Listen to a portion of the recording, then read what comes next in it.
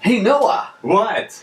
So if the dog goes woof and the cat goes meow, tell me, what sound does the fox make?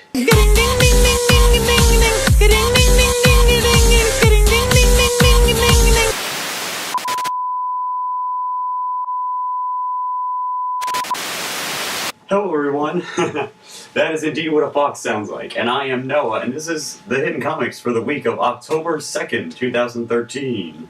Okay. What? People get itchy down there sometimes. Oh my. Shut up, Decay. Your concert was okay, by the way. Actually, I didn't go see it. But I wish him all the best. Anyway, this week we're going to be reviewing Mega Man issue 29, Super Fighting Robots Mega Man, whose games are being replaced by that piece of shit knockoff called Mighty Number 9. Yeah, I'm not going to get into that now because I will just fly off the freaking handle like I did when I found out Megan Fox was going to play. You know, I can't go back. And Spawn 235. 235? Really? Shit, he's getting old. So anyway, Mega Man issue 29, the first official part of Blackout, The Curse of Raw Moon. Now, in the last Mega Man I reviewed, number 28, which was the prologue, everything just went to hell. Roll got shot by her brother Proto Man, while he was fighting Mega Man, and then suddenly Dr. Wily's Raw Moon machine turned out to be a sentient alien that had been here since prehistoric times and turned the whole world dark. So, the power grid shut off. And we start this issue and Mega Man has thankfully been revived by the help of Dr. Thomas Light and his Mexican companion. At least I assume he's Mexican because he has a Mexican last name. Sorry if that's offensive. And we also get to see one of the robot masters from Mega Man 6, Plant Man, aka the gayest robot master until Sheep Man was introduced to the series. But anyway, it's nice because Mega Man 6 is actually one of my favorite Mega Man games. So it turns out they've created this special gel or liquid or something that will prevent Mega Man from being shut down by Raw Moon's EMI field. But it can only last for 2 weeks. So once they don't have enough coating to go around. Meanwhile, Rolls in Comatose trying to be repaired, but since they don't have the necessary tools and they can't get back to Dr. Light's lab via the teleporter, the chips are kind of down for humans and robot kind alike. So, Mega Man decides, fuck it, I'm going after Dr. Wily. And they head to the Landfront ruins, along with his friend, along with his I guess you'd call him his brothers, Cutman, Bomb Man, and Gutsman, right. So, they're taking Dr. Light's old biplane, and it sort of works, and then they end up crashing. And as they begin the trek through the jungle, someone's following them, and I'm not going to say who, but it's a surprise.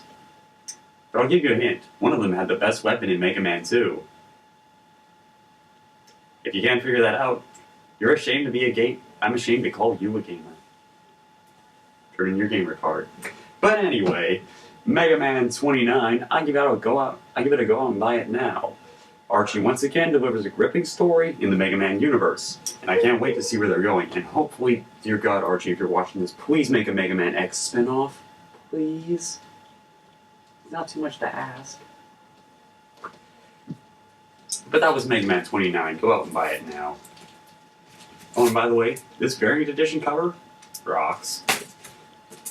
Now, moving on to the work of Mr. McFarlane, aka my artistic idol. I'm not joking, he really is my artistic idol. See the shit that guy does on Spider-Man? He made the lizard like a dumb dinosaur. Go read Torment if you haven't, it's great. But, getting to his current and his most well-known character, Spawn, issue 235. Continuing the origin of the Spawn costume storyline, involving a new character named Blood, that's spelled with a B-L-U-D-D, because poor literacy apparently still exists. In comic books, I thought we were done with this, but okay. So anyway, it turns out that Twitches You know, Twitch the detective, Sam and Twitch. You know, you guys know them if you're a Spawn fan. Come on, they had their own series in 2003, for God's sake. I think it was 2003. But anyway, so Twitch's son Max, who is currently stuck in limbo with a whole bunch of other people, is telling the current Spawn, Jim Downing, that apparently he is the key to blood coming to get them, and then transversing through to heaven and basically taking over all planes of existence. So apparently limbo leads to heaven. I don't know. Is that Max begins to tell the tale of how blood came to be, because apparently there was this chick who was bathing naked in the lake. Sexy. I like it, McFarlane. I like the way you think as a writer. And then she got attacked by vampires and turned into a vampire, and that's where we got Lilith from, ladies and gentlemen. So it turns out blood stole Lilith's body or something and kicked her soul into limbo. It's a weird, confusing mismatch of mythology. And it's kind of disappointing because we don't even get to see Jim Downing put on the Spawn costume once. Even though Max keeps telling him that the costume is covering you, you just can't see it. And apparently neither can the reader, which is kind of unfair. Because usually when someone in the comic world can't see something, the reader can at least see it. Okay. Anyways, the arts, McFarlane actually doesn't do the art anymore for this series, he simply does the writing and plot. But he does do the covers. But the art in the interior issues, it's definitely really good.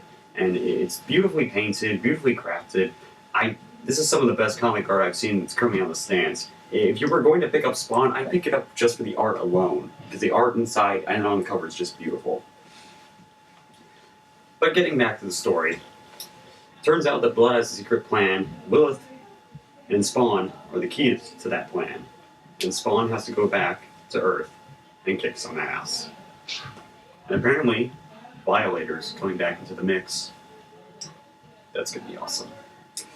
I'd say give it a Netflix if you're not already a Spawn fan. Otherwise, if you're a Spawn fan, you're probably gonna pick this up already. So, I am Noah, and this has been the Hidden Comics for the week of October 2nd, 2013. See you all later.